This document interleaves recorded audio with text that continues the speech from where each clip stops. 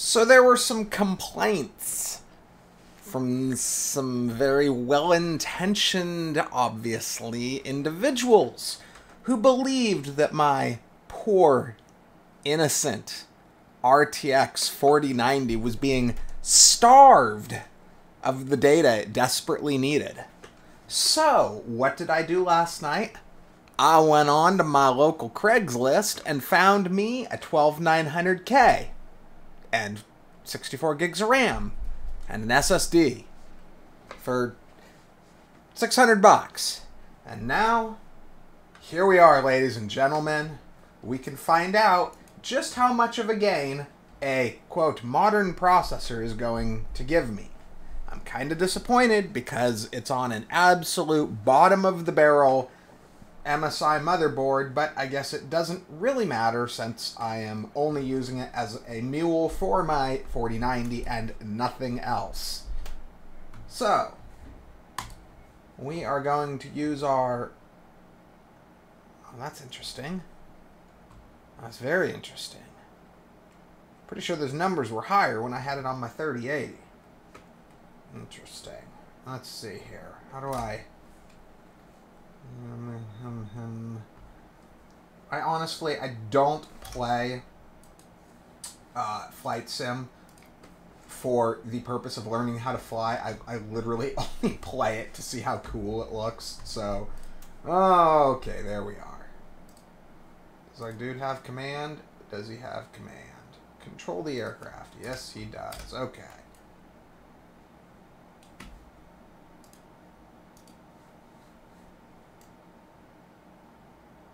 Okay. So, let's take a look at the settings. Where did they put it on this thing? General. Okay. So interestingly enough, I didn't look at the exact numbers, but I originally built this with my 3080, just because it's smaller, it's easier to work with. It doesn't have the special size and plug requirements and stuff, so it's easier to just put it in. But it doesn't appear that... Oh, we want a frame rate limit. That's interesting, though, that it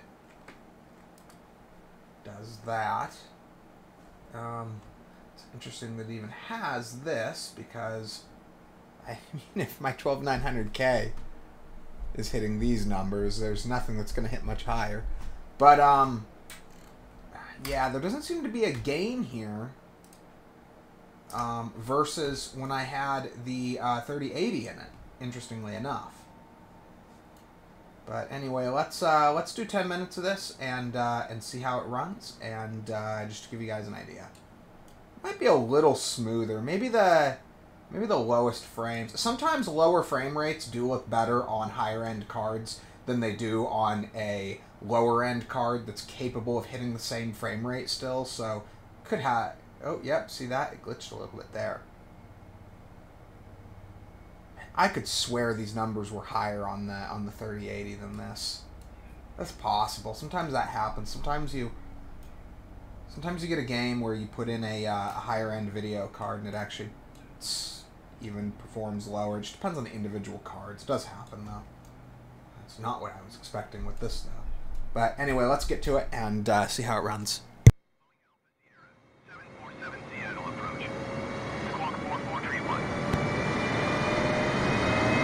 Squawk 4431, Boeing 747. Boeing 747 radar contact 4 miles northwest of Sierra 50, 2,100 feet. Cleared through the Bravo airspace. Cleared through the Bravo airspace, Boeing 747.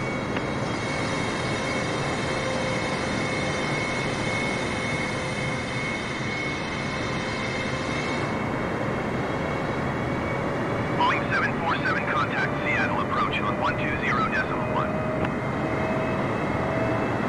120.1 Boeing 747. Seattle approach Boeing Alpha Sierra 747 3,400 feet.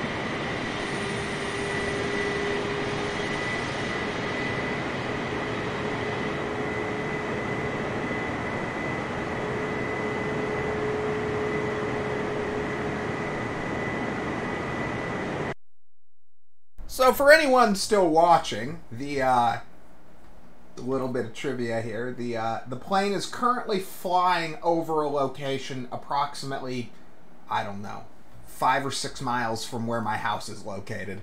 This is Mount Si over here, and this is North Bend down here, and Snoqualmie is over here somewhere, and then I'm over here somewhere. Anyway, for anyone still watching, just a little bit of trivia. I thought I recognized the location, but it's pretty crazy how accurate this is. Anyway, so this should give everybody a pretty good idea of what to expect. Honestly, I'm kind of not impressed after playing around with the 3080. I would kind of say if you've got this setup, like a 12900K or a 13900K, and you've already got a 3080, I wouldn't upgrade. I'll do another video when I get a chance with maybe the 3080. I don't really. I'm kind of trying to not. I kind of want to have just this be with the 4090. I really don't want to be constantly swapping that 4090 in and out. I don't want to mess with it when I don't have to, but maybe at some point I'll do one with the 3080 just to show there's not a lot of performance gained going from the 3080 on the 12900K to the 4090 on the 12900K. But I hope you guys find this interesting and informative, and thanks for watching the video.